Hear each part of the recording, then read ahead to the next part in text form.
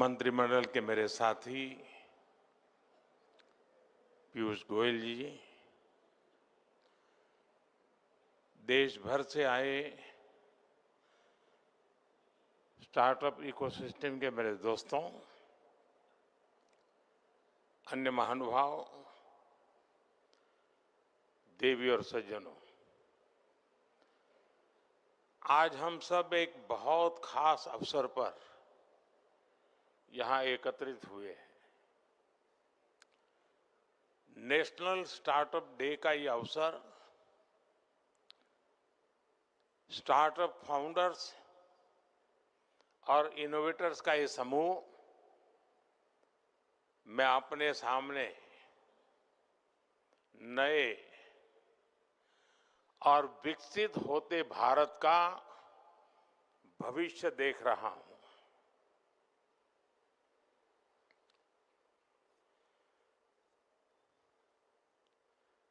अभी मुझे कुछ स्टार्टअप की दुनिया के लोगों से उनके कुछ अचीवमेंट थे, उनके जो प्रयोग थे, उसे देखने का अवसर मिला। कुछ साथियों को सुनने का अवसर मिला। एग्रीकल्चर में काम कर रहे स्टार्टअप, फिनटेक, मोबिलिटी का सेक्टर, हेल्थ और सस्टेनेबिलिटी का फील्ड, आपके जो आइडियाज है वो सिर्फ मुझे नहीं,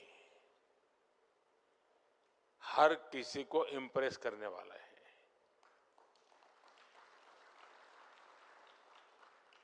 लेकिन मेरे लिए महत्व की जो बात है वो आपका कॉन्फिडेंस और आपके एम्बिशंस, ये मुझे ज्यादा इंप्रेसिव लगे।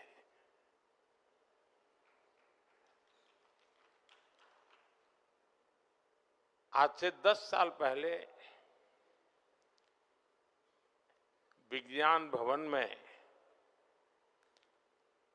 एक 500-700 नौजवानों के बीच में इस कार्यक्रम की शुरुआत की थी। रितेश यहां बैठे हैं, तब उनकी शुरुआत थी। और उस समय स्टार्टअप की दुनिया में जो नए नए लोग आ रहे थे, उनके अनुभव में सुन रहा था। और मुझे याद है कि एक बेटी जो कॉरपोरेट वर्ल्ड में अपनी नौकरी छोड़ के स्टार्टअप की ओर जा रही थी, तो नौकरी छोड़ के वो कोलकाता अपने माँ से मिलने गई और माँ से कहा कि मैंने नौकरी छोड़ दी है। तो मैंने कहा क्यों? ये सब उसने उस दिन सुनाया था विज्ञान भवन में। तो उसने कहा नहीं, बस अब तो मैं स्टार्टअप करना चाहती हूँ। तो उसके माँ ने जो उसको कहा वो उसने सुनाया था। उसने कहा सर्वनाश,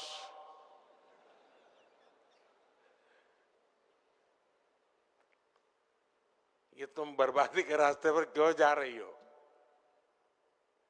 स्टार्टअप के संबंध में ये सोच हमारे देश में थी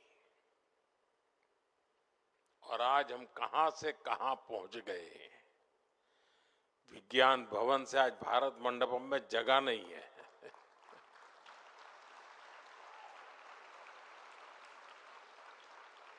और मेरा सौभाग्य है कि मुझे इस एक सप्ताह में ही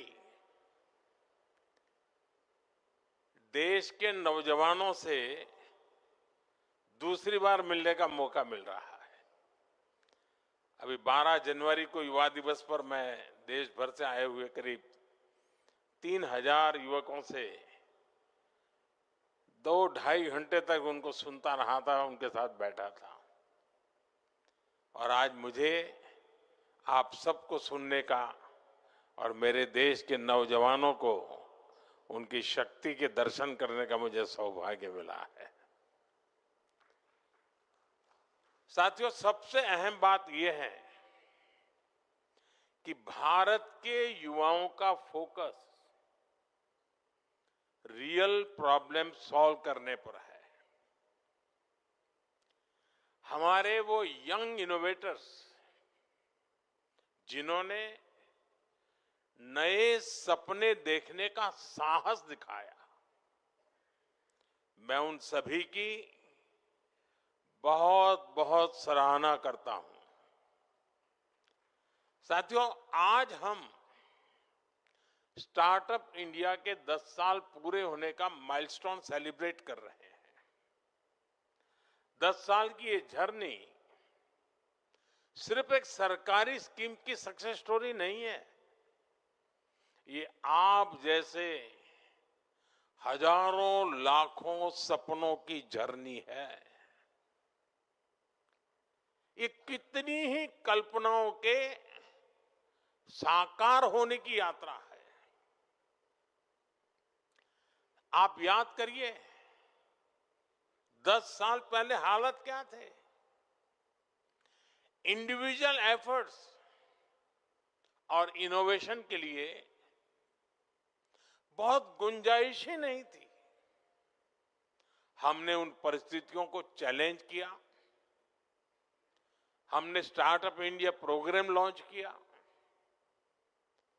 हमने युवाओं को खुला आसमान दिया और आज नतीजा हमारे सामने है। सिर्फ 10 साल में स्टार्टअप इंडिया मिशन एक रिवॉल्यूशन बन चुका है। भारत आज दुनिया का थर्ड लार्जेस्ट स्टार्टअप इकोसिस्टम है।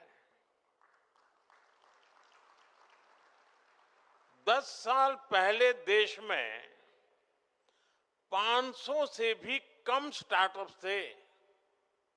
आज ये संख्या बढ़कर 2 लाख से ज्यादा है। 2014 में भारत में सिर्फ 4 यूनिकॉर्न थे। आज भारत में करीब 125 एक्टिव यूनिकॉर्न है। दुनिया भी आज इस सक्सेस स्टोरी को हैरानी से देख रही है। आने वाले समय में जब भारत की स्टार्टअप जर्नी की बात होगी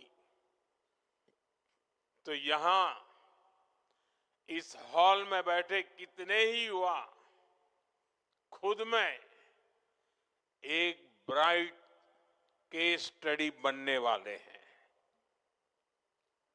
और साथियों, मुझे ये देखकर और भी अच्छा लगता है कि स्टार्टअप इंडिया का मोमेंटम लगातार तेज हो रहा है। आज के स्टार्टअप यूनिकॉर्न बन रहे हैं, यूनिकॉर्न अपने आईपीओ लॉन्च कर रहे हैं, ज्यादा से ज्यादा जॉब क्रिएट कर रहे हैं। पिछले ही साल यानी 2025 में करीब 44,000 और नए स्टार्टअप रजिस्टर हुए हैं। ये स्टार्टअप इंडिया की शुरुआत के बाद किसी एक साल के सबसे बड़ा जंप है।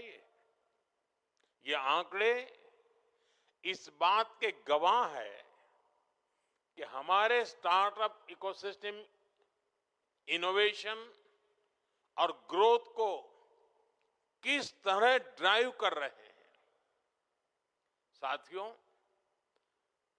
मुझे बहुत खुशी है कि स्टार्टअप इंडिया ने देश में एक नए कल्चर को जन्म दिया है। पहले नया बिजनेस और नया वेंचर केवल बड़े बड़े घरानों के बच्चे ही लेकर आते थे, क्योंकि उन्हें ही आसानी से फंडिंग मिलती थी, सपोर्ट मिलता था। मिडिल क्लास और गरीब के ज्यादातर बच्चे केवल नौकरी का सपना देख पाते थे। लेकिन स्टार्टअप इंडिया प्रोग्राम ने इस सोच को बदल दिया।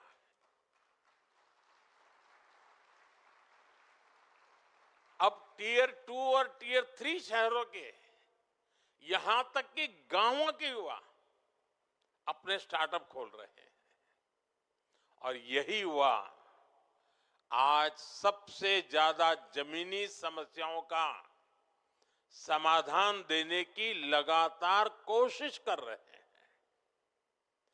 समाज और देश के लिए कुछ करने का ये जज्बा मेरे लिए इस भावना का, इस स्पिरिट का बहुत महत्व है।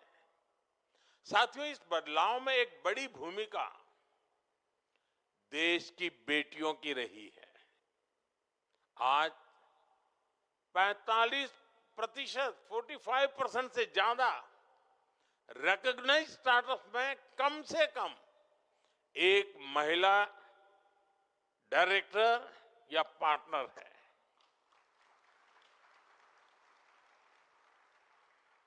विमेन लेड स्टार्टअप फंडिंग के मामले में भारत दुनिया का दूसरा सबसे बड़ा इकोसिस्टम बन चुका है।